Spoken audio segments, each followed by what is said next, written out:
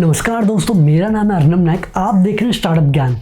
और क्या आप गेस कर सकते हो कि यार ये Tesla, LinkedIn, Palantir technologies, SpaceX, Yelp, Yammer, YouTube, इन सब में क्या सिमिलैरिटीज़ हैं? हाँ, ये millions and billions of dollars की कंपनीज तो हैं ही, पर क्या आपको पता है कि यार इन सारे कंपनीज के फाउंडर्स पहले पेपैल में काम करते थे और इनको कलेक्टिवली पेपैल माफिया के नाम से जाना जाता है। जब वीडियो के एंड में मैं आपको बताऊंगा ना कि यार पेपैल माफिया ने कौन से स्टार्टअप्स में इन्वेस्ट किया है, आपका दिमाग भी फट के फ्लावर हो जाएगा और आप भी बोलोगे भैया ये ऐसे कैसे हुआ कि यार जो सारे इंटरेस्टिंग स्टार्टअप्स हैं या तो इन्होंने शुरू किए हैं या इन्होंने इन्वेस्ट किए हैं। तो यार इस वीडियो में हम डिटेल में डिस्कस करने वाले हैं कि यार ये पेपैल माफिया है क्या, इनमें कौन थे, इन्होंने कौन से स्टार्टअप शुरू किए, कौन से स्टार्टअप्स में इन्वेस्ट किए। बट सबसे इंपॉर्टेंट बात ये है कि यार इन सारे दोस्तों में ऐसे क्या सिमिलैरिटीज़ थे, क्या क्वालिटीज़ थे जिसकी वजह से इन्होंने मिलकर दुनिया बदल दी। तो अगर आप भी अपने दोस्त बना रहे हो या स्टार्टअप के लिए टीम बना रहे हो, ये वीडियो काफ़ी हेल्पफुल होने वाली है और अब हम जल्दी से ये वीडियो शुरू करते हैं।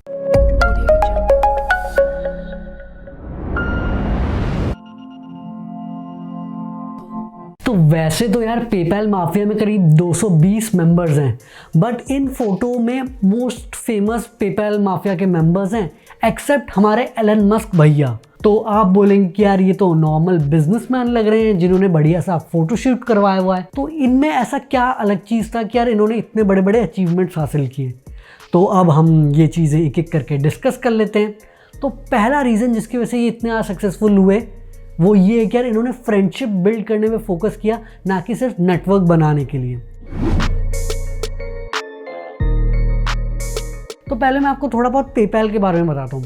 पेपैल बेसिकली एक online world wide payment system है जिसमें आप ऑनलाइन सिर्फ ईमेल आईडी के थ्रू एक दूसरे को पैसे भेज सकते हो। ये बहुत बड़ी बात है जब पेपैल की शुरुआत हुई थी, क्योंकि उस टाइम पे आपको या तो चेक या मनी ऑर्डर से पैसे भेजने पड़ते थे। तो वैसे पेपैल की शुरुआत एज कॉन्फिनिटी शुरू हुई थी 1998 में और शुरू किया था पीटर थियल, मैक्स लेफ्चिन और ल्यूक नोज़ेक ने। तो बेसिकली पीटर थियल ने एक लेक्चर दिया था और फिर मैक्स लेफ्चिन को काफ़ी पसंद आया और उन्होंने साथ में डिस्कशन करी और कंपनी की शुरुआत ऐसे हुई। तो अगर हम इनिशियल स्टोरी पे फोकस करें तो पीटर थियल का फोकस ये था कि यार हम ऐसी एक बढ़िया सी टीम बनाएं जिनको एक साथ काम करने में मज़ा आए और ये फ्रेंडशिप एक लंबे टाइम के लिए लास्ट करे, चाहे कंपनी सक्सेसफुल हो ना हो। तो इसीलिए पीटर थियल जो कि स्टैनफोर्ड के ग्रेजुएट थे, वो स्टैनफोर्ड के अच्छे स्टूडेंट्स को उन्होंने हायर किया।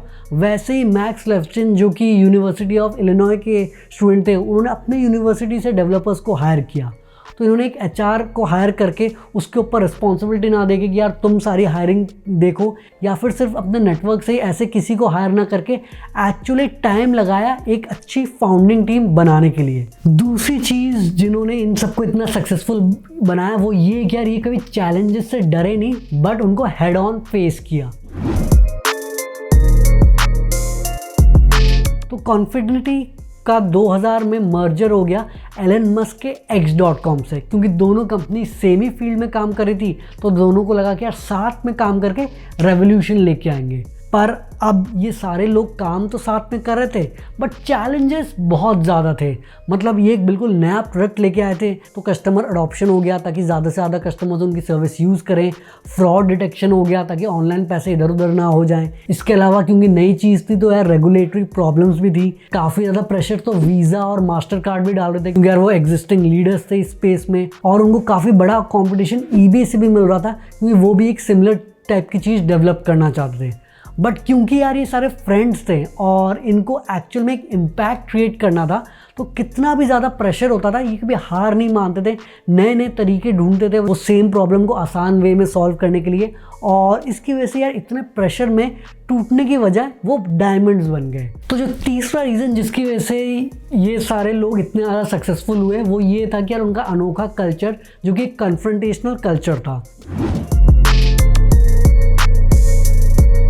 तो ये सारे एक दूसरे में कोई भी आइडिया आता है वो डिस्कस करते थे और फिर डिसीजन लेके आगे बढ़ते थे। और क्योंकि ये सारे एक जैसे ही थे तो जो सीनियर लीडरशिप पोजीशन में इनमें जो बेटर परफॉर्म करता था वो आगे जाता था, ना कि बाहर से MBA ग्रेजुएट्स को हायर करो जिनमें उतना डेडिकेशन, मोटिवेशन या हसल मेंटालिटी नहीं होती।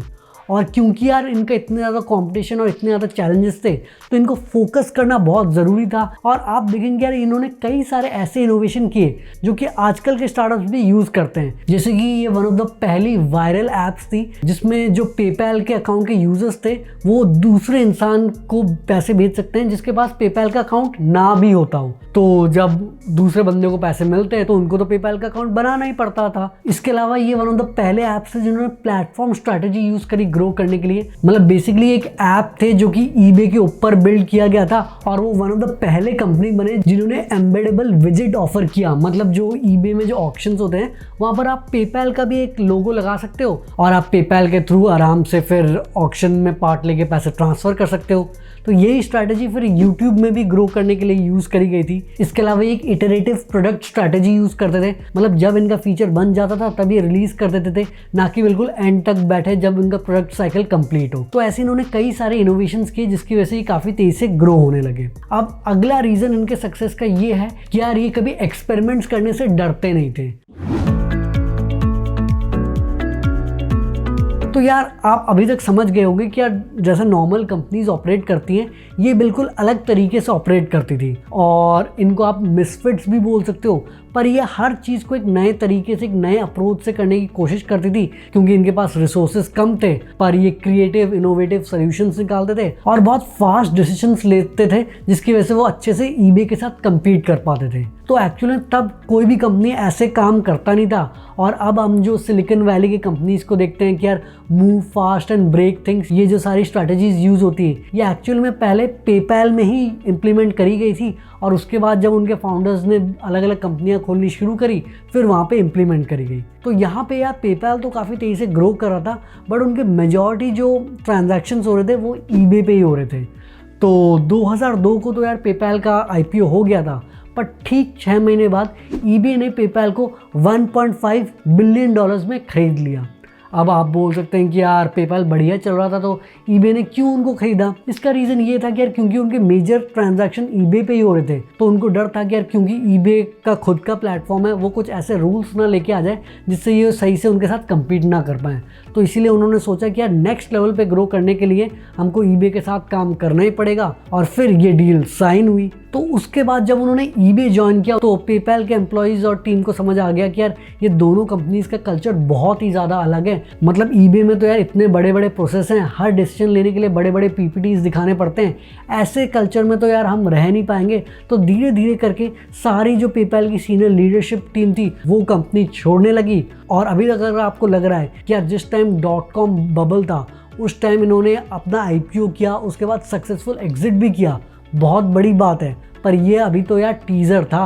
अब आगे जो ये सारे एक्स एम्प्लॉयज काम करेंगे वो एक्चुअल मूवी होगी। तो जब ईबे ने पेपैल को खरीदा तो जो सारे सीनियर मेंबर्स को काफ़ी अच्छा एग्जिट मिला था और आपको पता है यार एलन मस्क को करीब $180 मिलियन मिले थे जो कि फिर उन्होंने स्पेसएक्स और टेस्ला में इन्वेस्ट किए। जो दूसरे भी एम्प्लॉयज़ थे उन्होंने भी अपने स्टार्टअप्स खोले और फिर कुछ एम्प्लॉयज़ ने कई सारे स्टार्टअप्स में इन्वेस्ट किए जो कि अब सिलिकॉन वैली के बहुत फेमस बड़ी बड़ी कंपनीज बन गई है। तो जो पेपैल माफिया की फ़ोटो थी उन लोगों के बारे में थोड़ा बहुत डिटेल में डिस्कस कर लेते हैं। तो जो पहले नंबर पे है वो है जावेद करीम जिन्होंने दूसरे पेपैल एम्प्लॉयज़ चैड हर्ली और स्टीव चेन के साथ 2005 में यूट्यूब की शुरुआत करी जिसको फाइनली 2006 में गूगल ने $1.65 बिलियन के लिए खरीद लिया। दूसरे नंबर पे है जेरेमी स्टॉपलमैन जिन्होंने एक और पेपैल एम्प्लॉय रसल साइमंस के साथ मिलके ऑनलाइन रिव्यू साइट येल्प की शुरुआत करी। इसमें भी पेपैल के CTO मैक्स लेफ्चिन ने $1 मिलियन की फंडिंग करी थी।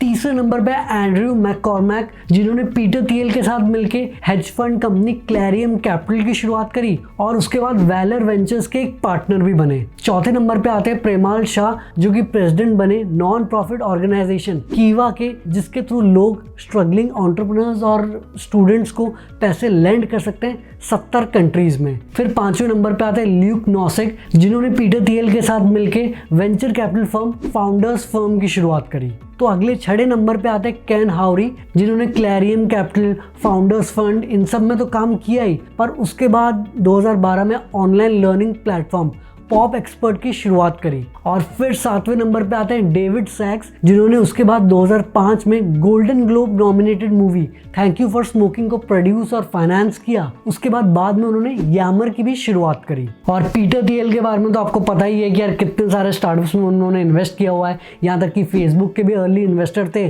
और फिर पैलेंटी टेक्नोलॉजीज में भी उनका काफी सीनियर पोजीशन है। अगले मेंबर हैं कीथ राबोआस, जो कि पेपैल के बाद कई कंपनीज में सीनियर लीडरशिप के पोजीशन में थे, जैसे कि लिंक्डइन, स्लाइड, स्क्वायर, और अभी खोसला वेंचर्स के एक पार्टनर हैं। फिर आते हैं रीड हॉफमैन, उनके बारे में तो आप सबने सुना ही होगा, और उन्होंने पेपैल के बाद लिंक्डइन की शुरुआत करी और इस टाइम उन्होंने करीब 80 एंजल इन्वेस्टमेंट्स करी कई सारी फेमस कंपनीज जैसे फेसबुक, जिंगा, डिग, लास्ट.fm इत्यादि में इन्वेस्ट किया और उससे भी वो काफ़ी ज़्यादा अमीर हुए। उसके बाद उन्होंने ग्रेलॉक पार्टनर्स ज्वाइन किया एज अ पार्टनर। फिर आते हैं मैक्स लेफ्चिन, जिनका नाम आपने इस वीडियो में काफ़ी बार सुन ही लिया होगा। तो पेपैल के बाद उन्होंने स्लाइड की शुरुआत करी, येल्प की शुरुआत में भी उन्होंने मदद करी। उसके बाद उन्होंने फाइनेंशियल सर्विसेज कंपनी अफर्म की शुरुआत करी है, जिसका भी IPO हो रहा है। तो ये भी काफ़ी सक्सेसफुल रहे हैं पेपैल के बाद। नेक्स्ट हम बात कर लेते हैं रॉयल ऑफ बोथा के बारे में, जिन्होंने पेपैल के बाद सिक्योर कैपिटल में एज अ पार्टनर ज्वाइन किया था और कई सारे कंपनीज के बोर्ड पे बैठते हैं,